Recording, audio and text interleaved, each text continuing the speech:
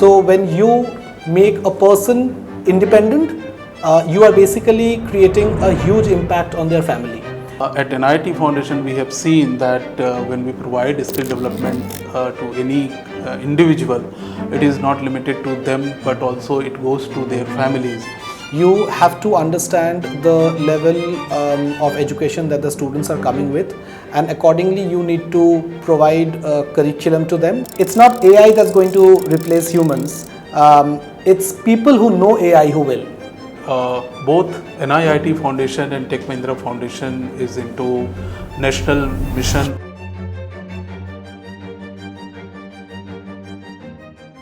Hello and welcome to Building a Better Tomorrow, NIIT Foundation Dialogues. So Mr. Chowdhury, welcome to the show, and to begin with, could you please highlight your journey in your education foundation and in your current role, whatever you are doing in strategic innovation? Thank you, Mr. Vikram. Thanks to you and Ekta for inviting me for this podcast. My journey spans back 15 years when I was completing my Masters in Economics, and I came across the Gandhi Fellowship, which is now one of the most prestigious fellowships in India.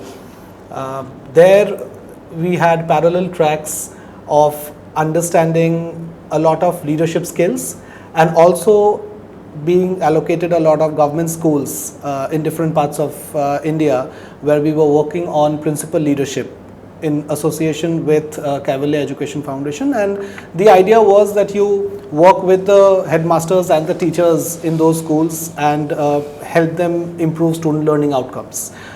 Post the fellowship, I joined EduLever Consulting Company, wherein we were working on solving a lot of CSR problems in the country.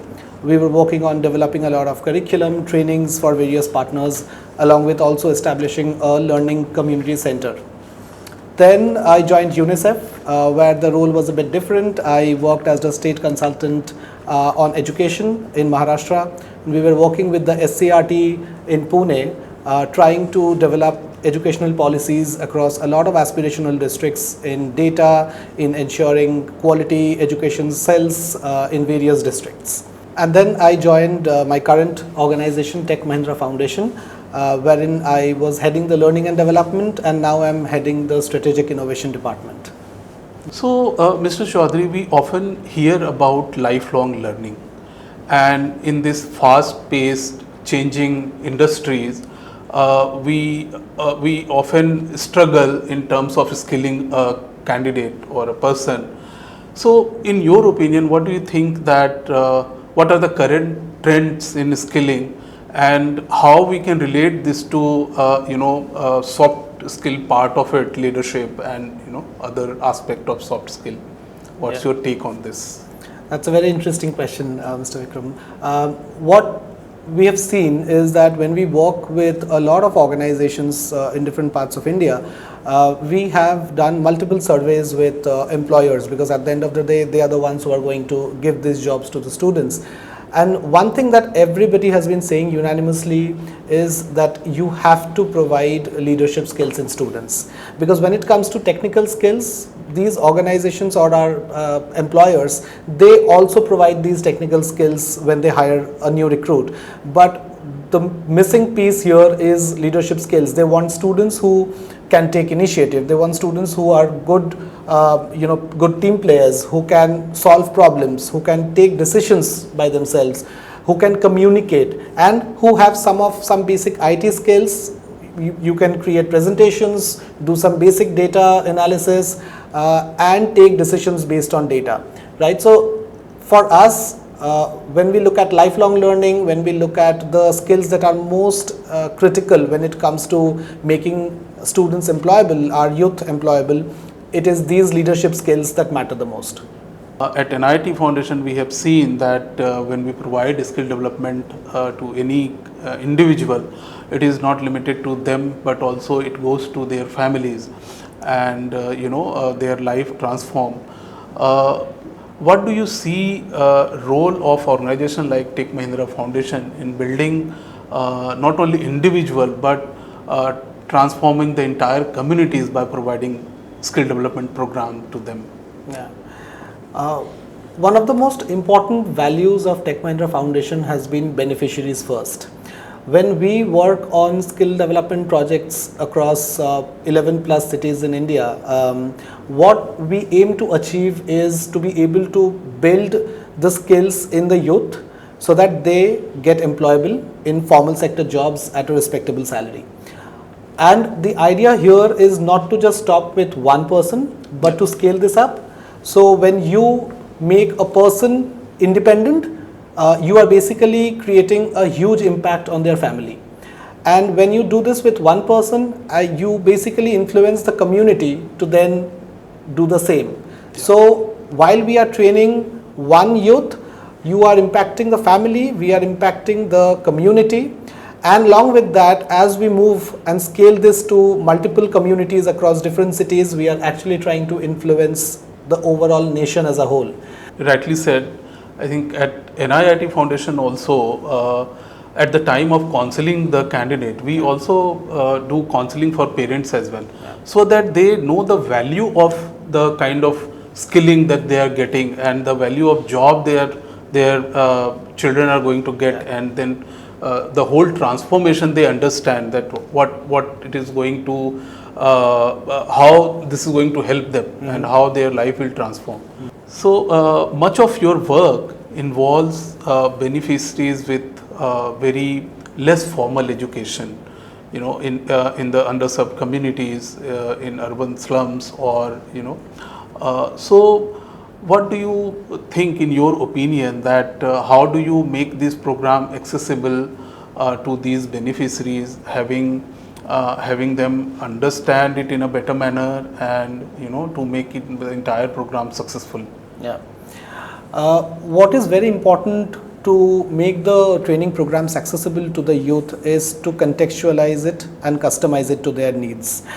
You have to understand the level of education that the students are coming with, and accordingly you need to provide a curriculum to them, because when you place them to certain employers, there are certain demands or certain needs that they come up with. So the contextualization is very important.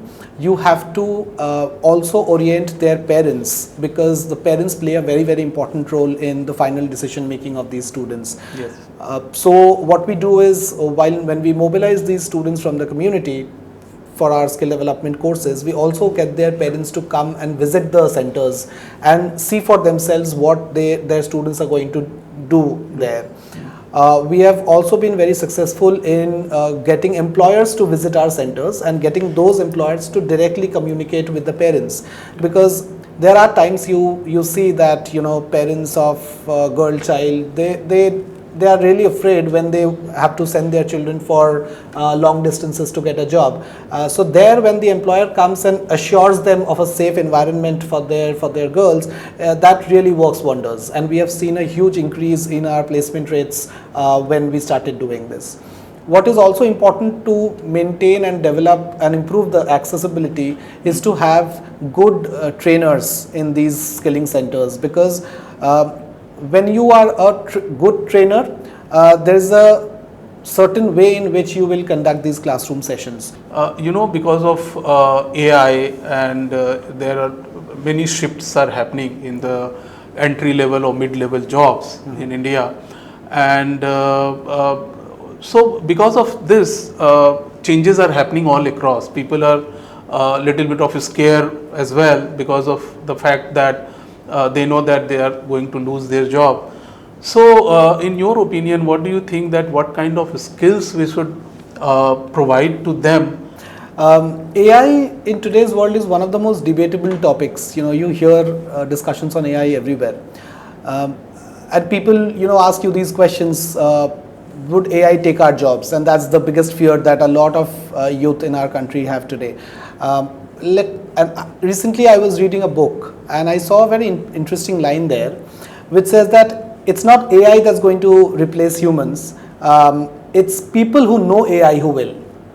So what we have seen and what we have understood is AI is here to stay, and there's no debating that. hence what is important to develop in models, in skilling models, is you have to have students understand and learn how to use AI. AI can be used for any job. You name the job and you can find a AI tool that's going to help you out. It can be documentation, video editing, marketing, communications, HR, finance, L&D, anything on this earth, right from ground level job and to the CXO level jobs. You have AI everywhere.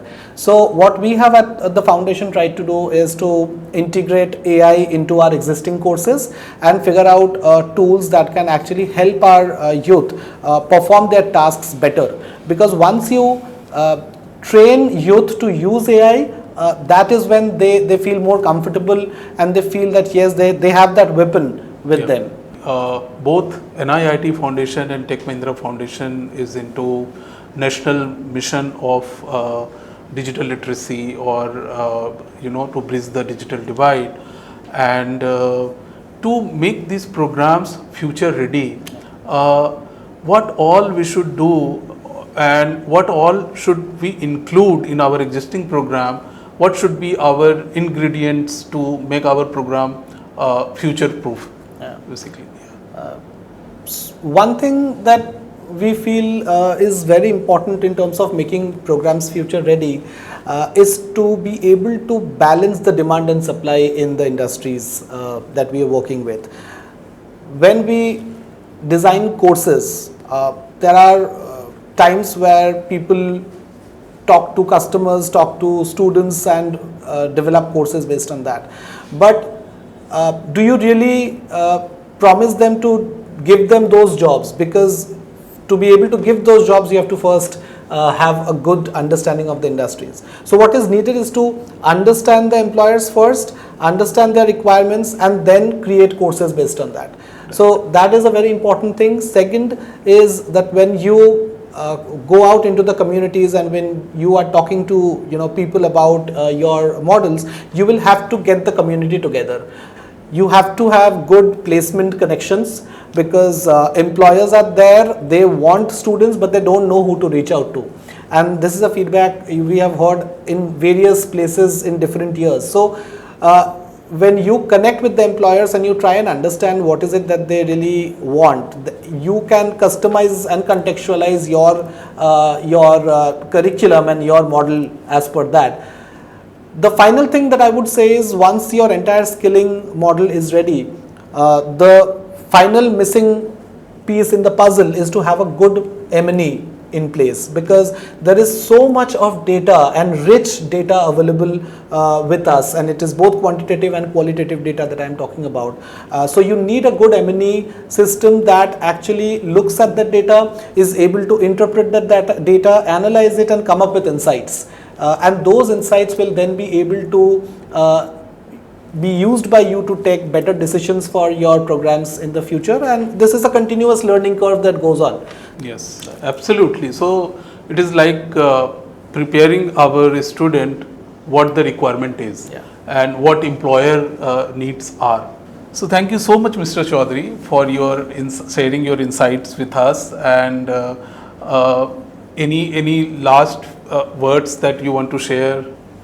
Thank you for this podcast. I would definitely like to talk about Tech Mahindra Foundation, because it has given me the opportunity to be here today. At Tech Mahindra Foundation, we work on education, skill development across various cities in India, and in all our projects we have disability, we have gender, we have mental well-being, cross-sectional across the things that we do. And Tech Mahindra Foundation believes in the ability to partner with a lot of different organizations, be it government, CSRs, NGOs, foundations, and because in this sector what we have seen is it's really difficult to work in isolation, right? You have to have good partnerships with like-minded organizations, and for that I really want to thank you, Mr. Vikram and Ekta, for inviting me today here for this podcast.